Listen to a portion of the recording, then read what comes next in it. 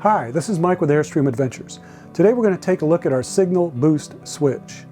The signal boost switch literally boosts the signal from our omnidirectional aerial antenna that's located on the top of the trailer down to the TV or TVs. There's only one signal boost switch inside your unit. Usually it's located in the lounge area behind the TV.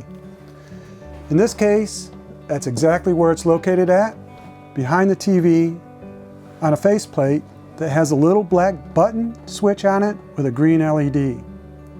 Right now, the switch is on and boosting the signal down to our TV. If we take a look at the image on the TV, we can see that we have a good, crisp, clear image that's active.